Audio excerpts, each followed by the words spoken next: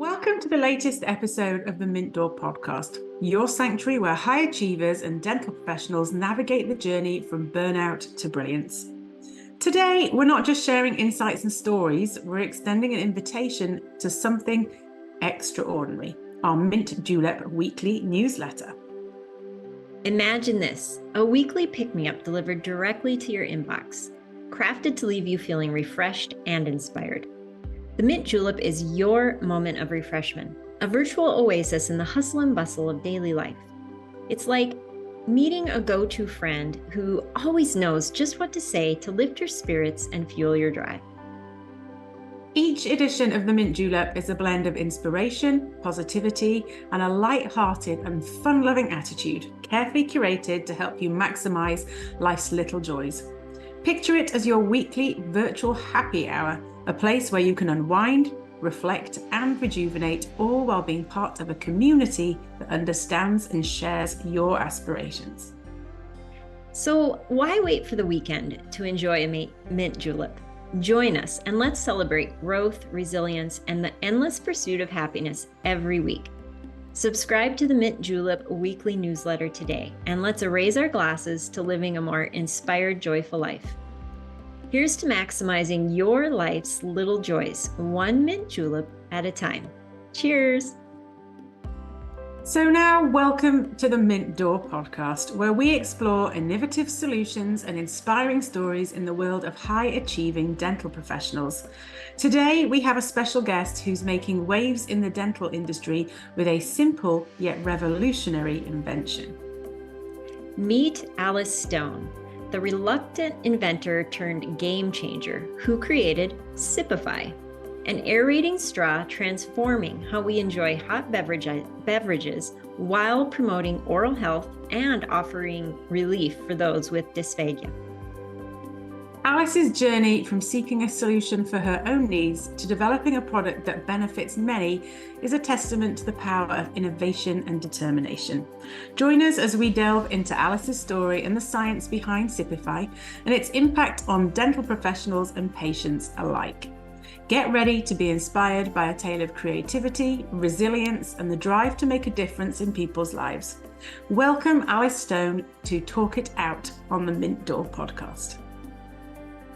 Hey everyone, welcome once again to another episode of the Mint Door podcast where we are welcoming Alice Stone. Alice, thank you so much for being with us today. I can't wait to talk about the magic that you've created.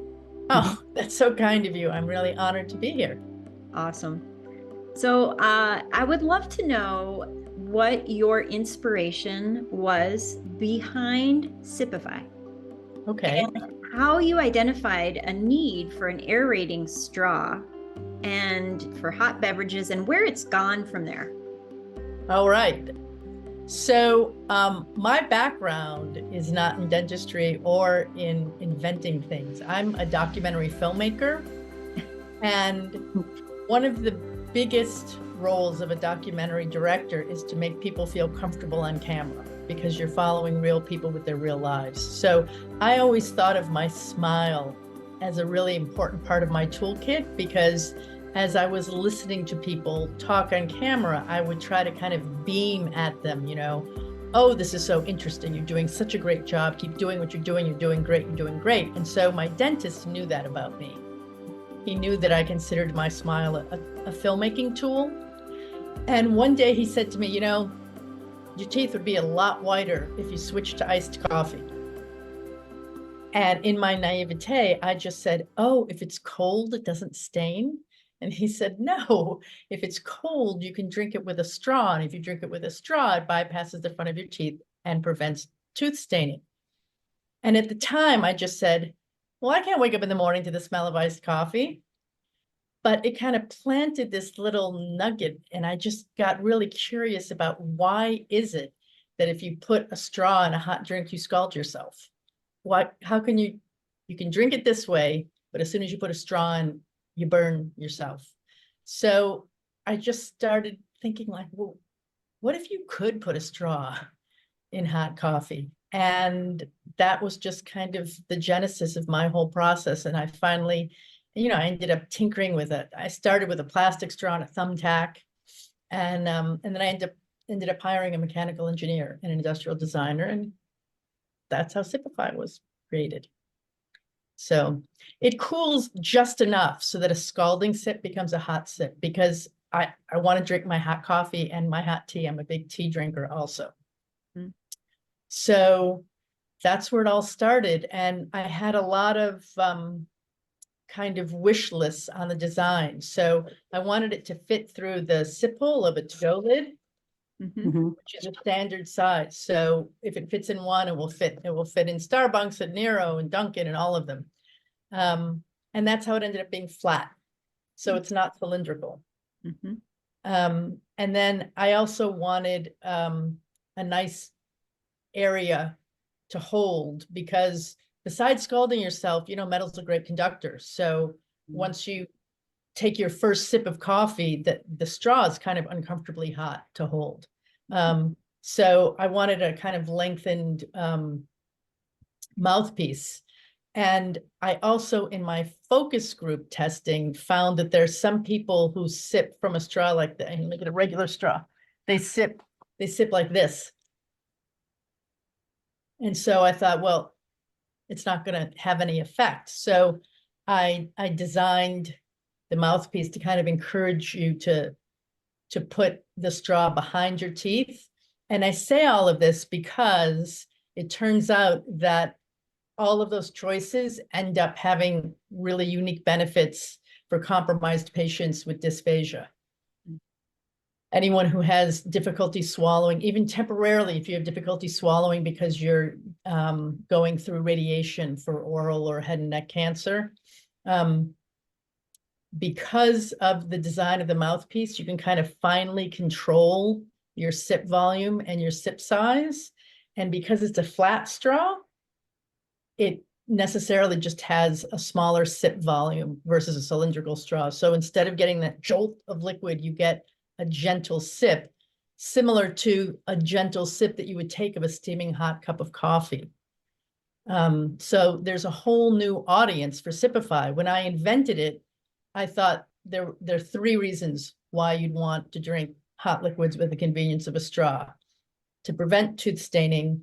Also, if you drink a lot of coffee on the go, we've all shown up somewhere important with a coffee stain.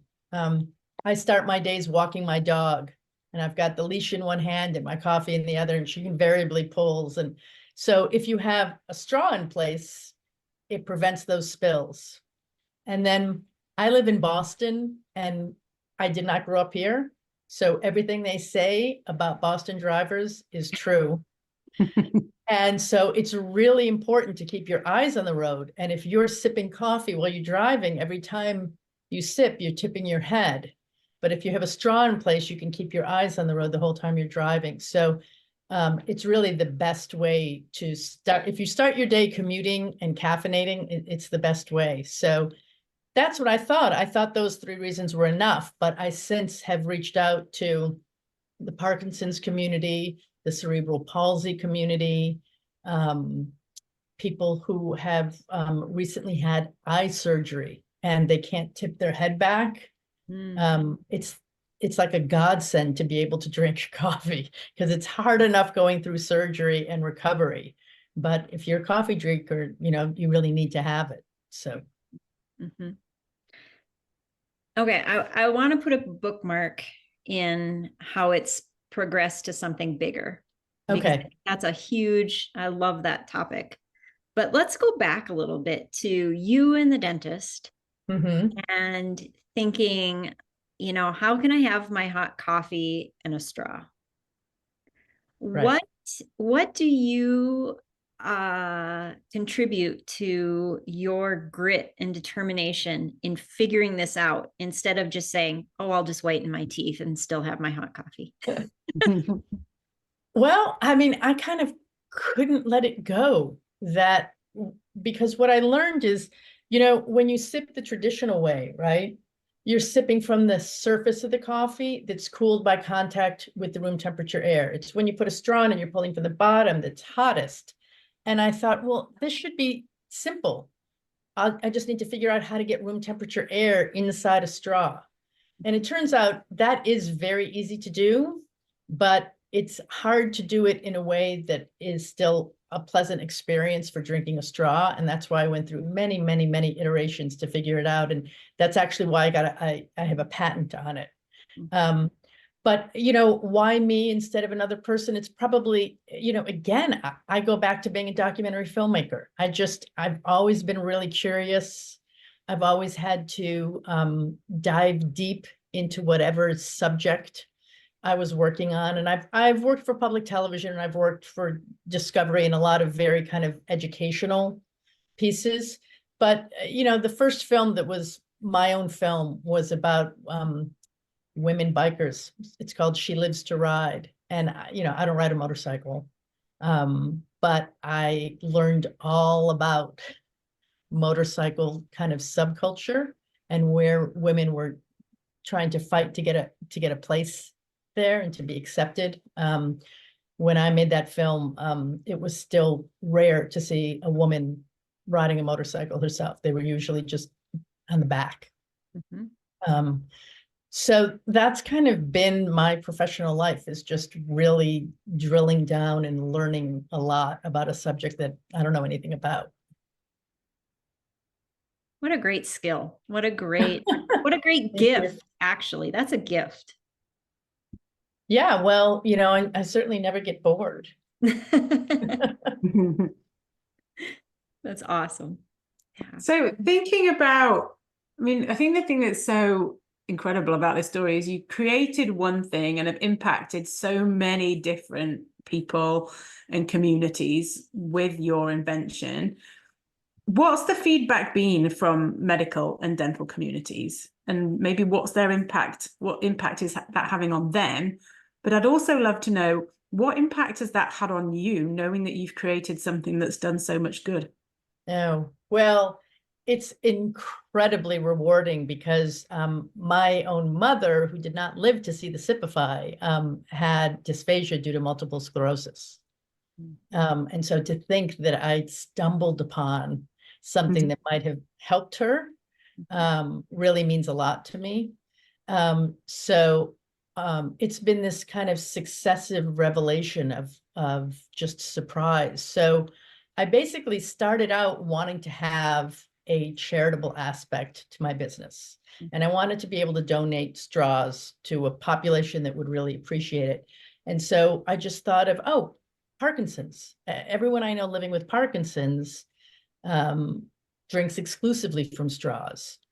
And so I thought, well, this would be a way for them to enjoy a truly hot cup of coffee again. So I reached out to a Parkinson's organization, the Massachusetts chapter of the APDA. I just kind of cold called him. And this is the way the universe works. He answers the phone. I tell him why I'm calling. He says, "You're not going to believe this, but I just came from the dentist and I'm having my first cup of coffee." And I thought, oh, my teeth are so nice and white now. I don't want to stain them with this coffee. And I'm literally drinking it with a straw. And I said, "Bill, you didn't grab a plastic straw, did you?" And he said, "Yes, I did." I said, "That's really bad." He said, yes, I know. So he got it immediately. And he introduced me to some patients. And the very first patient he introduced me to happens to be a retired assistant professor of otolaryngology from Harvard Medical School. And so she tried it, and I came to her house and I met with her, and she said, "Oh yeah, it's nice. It's nice to be able to drink hot coffee through a straw, but I'm drinking everything with this because I think it's going to lessen my chances of aspirating." And I just said, "Oh yeah, nice." And she said, "I don't think you're understanding me." And then she told me how aspirating was such a critical problem for people with Parkinson's. And I since have learned that 80% of people with Parkinson's do have some degree of dysphagia. So that was the beginning. And I thought that was enough, to help people with Parkinson's. And then I went to Under One Roof, and I started meeting more and more hygienists who kept saying, "It's way bigger than Parkinson's. hygienists. And so that's, it was hygienists who first told me about the oral and head and neck and cancer. And they also told me about various other sources of dysphagia. And then back home, I knew I wanted to try to reach out to the disability community. And so through some mutual connections, I met a woman who is a massage therapist by training, but is a disability navigator because she has disabilities herself. And she was the first one who told me that a lot of people who have maxillofacial issues end up dribbling when they use a straw. And that's true for her. And she was the one who taught me the phrase universal design. I didn't even know that. And she said, what's really great about Sipify is it's for everyone. And she said, I don't drink in public because it's embarrassing that I dribble. And swallowing is a dignity issue for many people. And so she said, what's great is we can both be in Starbucks and you're using it because you don't want to stain your teeth. And I'm using the Sipify because I'll dribble otherwise without it. And we're using the exact same thing, same product. Mm-hmm. So that's what she taught me. She taught me that if you have an item that needs no adaptation to be assistive technology, that's universal design. So it's literally for anyone of any ability.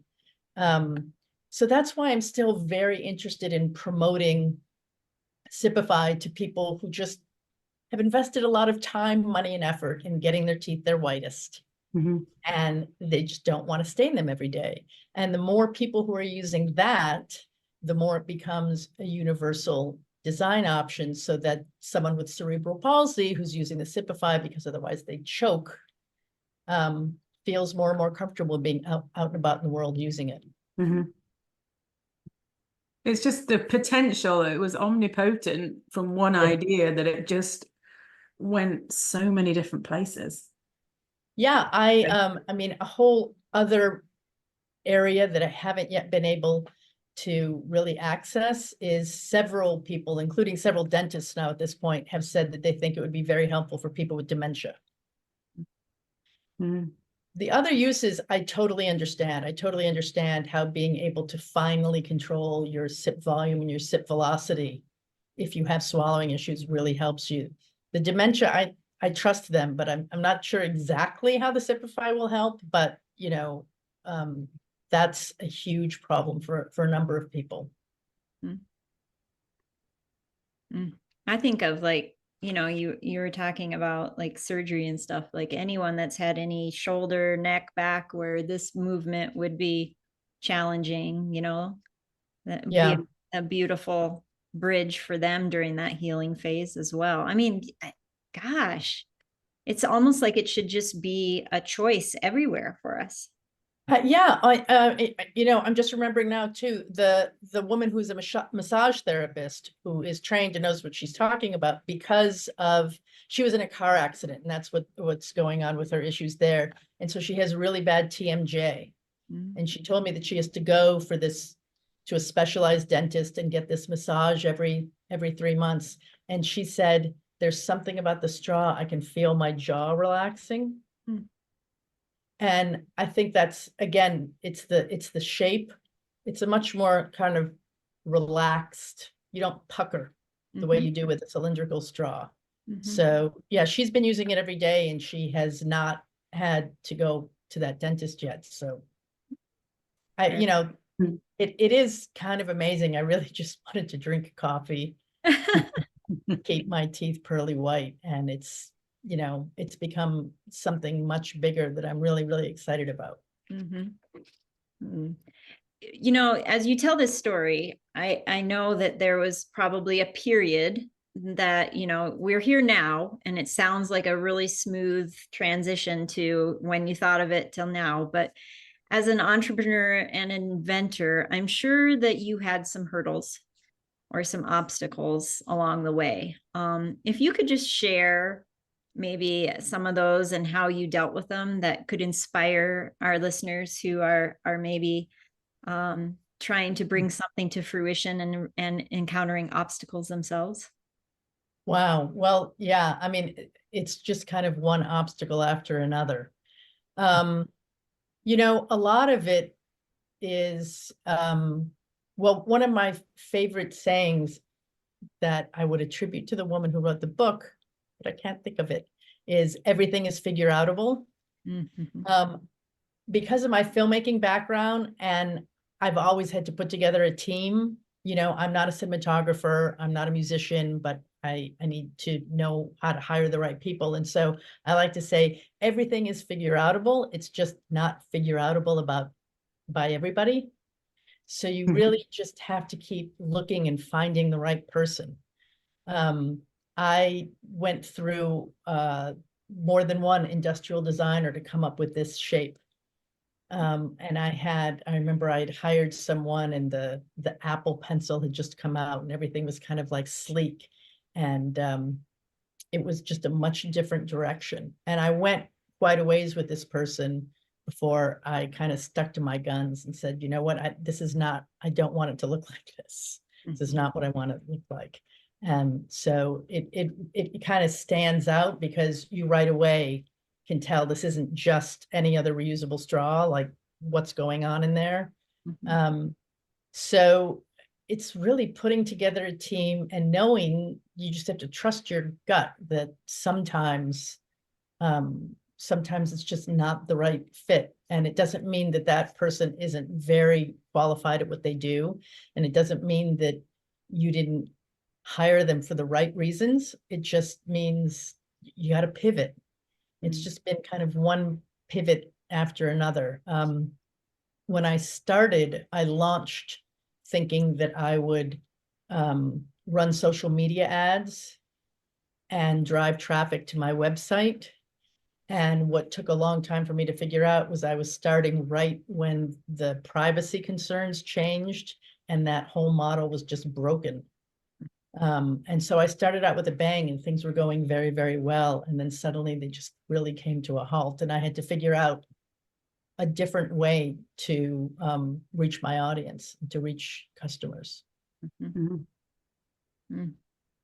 I love that. So trust your gut and be willing to pivot. And expect to fail. You know, it's fail, learn, pivot, repeat. That's been my experience. That's beautiful. Fail, learn, pivot, repeat. Yeah. And it is true. Everything is figure outable. I mean, the one thing I couldn't figure out was how to make it domestically. I still hope at some point to be able to do that. But what the Sipify is it's these very precision laser drilled micro holes. They're very, very tiny into stainless steel. And so the only factories that have that capability are creating medical manufacturing. And so I called like every factory in the States. And I didn't even get to the point of seeing if they would do a smaller production run. But as soon as they heard it was a consumer product good, they said, we just don't do that. They're all B2B, and you know, they've got the Medtronics of the world are their customers. And so one day I hope to maybe be able to make it in the US. But that is one thing I didn't figure out, but I figured out how to get it made. So, and it is a really great facility that does medical manufacturing. Fantastic. That's so good. One burning question that I have, and I think other people listening to this will have, is one, how can I get a Sipify, and maybe point us in the direction of where we can learn more about it, see it, if people are listening to this just as an audio, point us in the direction of how that works. Happy to. So you can buy them directly from my website, which is sipify.me, SIPIFY.me. You can also buy them on Amazon. I have a special edition that's only available on my website, which is the kind of the regular case Sipify, but on the other side is the Michael J. Fox Foundation. And Mhm. so I donate proceeds of those directly to the Michael J. Fox Foundation. Couldn't figure out how to do that on Amazon, or they won't let you do it. So that's only on my website. And then I have a Facebook page that has a lot of videos and comments from people using it. If you go to my website, sipify.me, and you click on unique benefits, you can see testimonials from people with Parkinson's, a young woman with cerebral palsy, other people who have used it for swallowing issues. And there are also expert opinions from SLPs who have evaluated the Sipify. Mhm. It's all there. Yep. Yeah, so that's all there. And I stumbled upon this other use, but I wouldn't have found it if it hadn't come from a place of wanting to give back. If I hadn't reached out to a Parkinson's organization and said I want to give straws away. And I've donated hundreds of straws to the Michael J. Fox Foundation also. Love that. So fail, learn, pivot, repeat, serve. Fail, Yes. learn, pivot, repeat, serve. Yeah, I like that. I like it too. Well, it came from you. Well, you figured out how to make it better. My burning question, I love, Karen, that you use that pun, because we are burning our mouths with hot coffee when we use the Sipify, right? So my burning question is, how do you clean it? How do you... Oh, so it's dishwasher safe, and it comes with a cleaning brush, which I have right here. Everyone has these, but the cleaning brush fits both through the straw and also through the silicone cover. Perfect. And then you can see, I was very concerned that people would disassemble it, they'd clean it, and then when they put it back on, they'd put it on the wrong end, and they put the holes in the coffee, and then they would burn themselves. Okay. So I spent a lot of time trying to figure out how to make it really easy to know which way to put it on. And that's one of the things why they're very expensive to manufacturers, because each straw has to be masked off. And this is electroplated.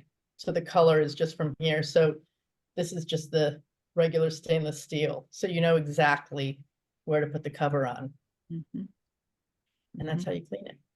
Brilliant. Simple. Yeah. And then, if it were going to be ultimately in an institutional setting, like a rehab hospital or a nursing home, it's autoclavable because it's food grade stainless steel and food grade silicone. Nice. Wow. That's good. You've really thought of everything. Well, I've been at it, so I've been learning a lot. I really have. That's amazing. Well, this has been incredibly inspirational. I am so glad that we bumped into each other when we did the retreat and had a conversation. Yeah. Because I think that this is absolutely brilliant, and I love your willingness to explore and get curious and bring amazing things to the world. So thank you. Wow. Thank you. I'm really touched. Awesome. And we'll make sure that your links are below in our show notes, and so that people have access to that. Anything else you'd like to share with us today? Or please, if you do purchase a Sipify, please review it. I will say I never reviewed anything. I mean, to be fair, I've reviewed a lot of things to all of my friends and family, but I never went online. I would show up at the dog park raving about some dog toy I bought, but it never occurred to me how helpful it would be to some entrepreneur to go on and actually put a review. So now I review everything. But for small businesses, it really helps a lot.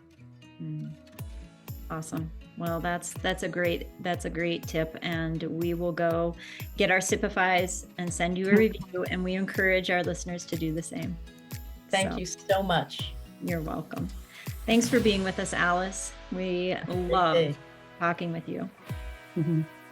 And I know our listeners will adore this episode. So thanks for being here, listeners. And we will see you on the next episode of the Mint Door Podcast.